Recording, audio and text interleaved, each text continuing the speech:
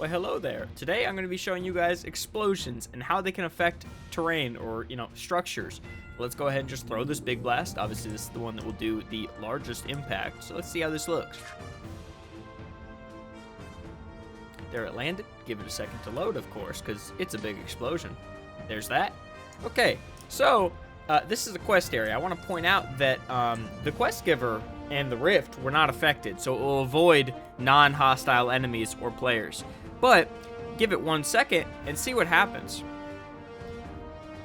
So as you can see there, it's going to regenerate the terrain, the destroyed terrain, layer by layer. Obviously, you wouldn't want quest areas to be permanently broken, now would you? Otherwise, that would be a little bit awkward for anyone not playing in the first week. So, this is something I coded a little while ago, actually. Luckily, Minecraft explosions themselves generate a list of what was damaged. So tapping into that and kind of changing up some of the code for my own use case here, I was able to create this very interesting regeneration effect. Obviously, I could tweak all the numbers, all the timings, blah, blah, blah, as I see fit. Let's see what happens if I get in the way, though. So it's not going to encase me in blocks. What happens is it stops regenerating if you or a hostile enemy, really anything, gets in the way of the regen, and it will go on cooldown for a moment. And once it will start again here in a second, assuming I'm not in the way of something. No, I'm not. Okay. So as you see, it starts regenning. Let's just have some fun, though. Let's just throw a couple more of these. Actually, let's just do a normal blast. Let me up the range. Well, actually, let's see what this one does. Nice. So I'm going to up the range of my normal blast so that it's easier, since this thing's quicker to shoot. Let's just have some fun. I'm personally a huge fan of destructive terrain. Let's try to break around the quest giver here.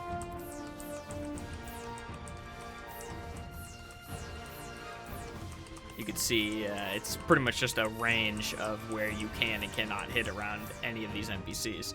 So you can see all that terrain there that I broke, and all of it's regenning over time. Like the first one I blew up over there. Vertical, basically buildings are a little bit slower to regen, but honestly, that's okay. Let's go ahead and quickly make a disc. I'll show you guys a little bit more of the key creation and kind of what's changed since last time a little bit later in this video. Let's have some fun first, though. Oopsie, I wanted to make that yellow. There we go. Okay, let's lower that range because I don't know how big this is going to be. Let's just toss this disc. It will chop through the buildings because I made, right now, all of the attacks can break things. Because I figure that's just kind of cool. Oh, wrong one. So stuff like the wave as well. The wave will be comically weird looking. It seems like a trend at this point that I break the wave every single time in between videos. But, don't mind that. Let's make the range on that a little bit smaller. But let's go ahead and wave through this building. So, I do want to mention, the explosions will not be this big, likely. This is entirely just for fun, because this is very fun, but I just wanted to get this out there because I thought this was really cool. I wasn't really going to talk about this because I don't know if this is actually going to happen, but I spent a little bit of time on this yesterday, and I felt like this was cool enough.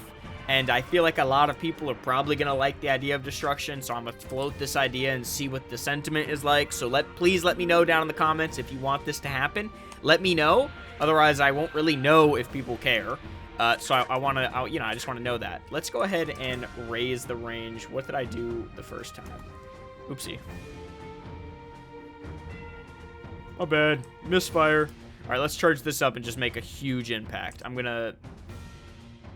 So we're charging this here. Kablooey.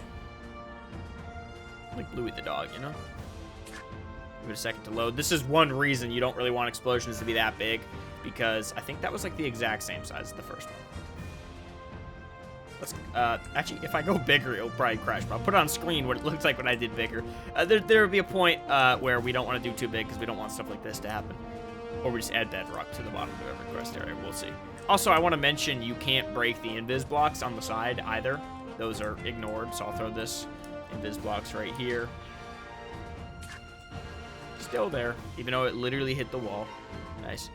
So, Very happy with this. Let me know how you guys feel. Also, the reason it goes layer by layer, it's not like a limitation. It's actually by design, because water would get completely effed up if you just let it randomly regen. Things are a little bit easier if you stack them layer by layer, like it's 3D printing back the terrain. So this is very fun, especially, there's definitely some, like, bugs that you can get to happen.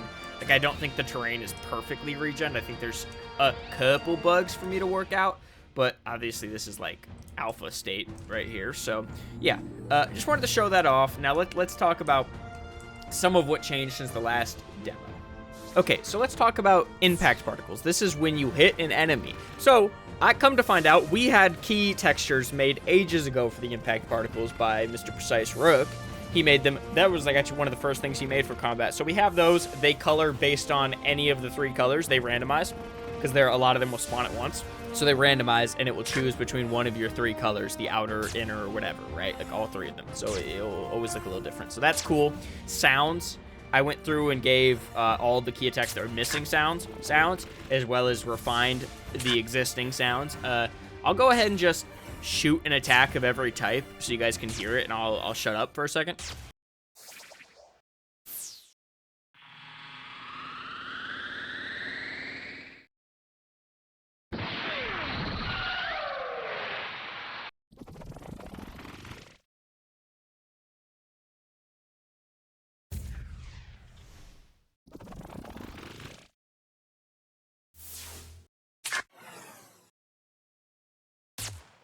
Okay, so I hope you guys like those sounds. Obviously, they're still placeholders. Like, this is just me throwing in sounds. Ideally, someone else on the team will get time to go through and change them. Also, hey, if you're into sound design or have any interest in learning, feel free to reach out.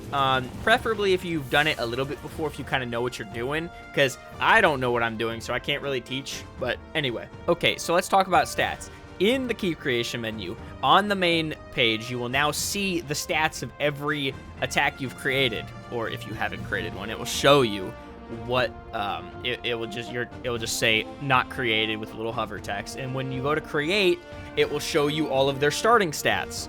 These numbers have been refined a little bit since last video. Still not final, of course. Just wanted to get that out there. And then when you're creating, or when you're editing your attack and putting points in, it will now show you a detailed breakdown of the actual effective value, and they adjust, and travel speed, size, charge time, they're all actually relative to what the number is. Obviously size, 1 meter is 1 block, and same thing for speed.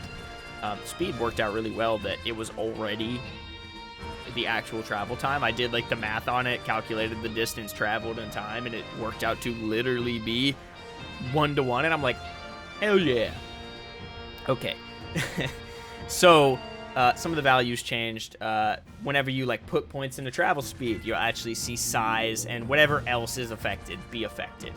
Damage, energy cost right now, not so much because they're just placeholder values.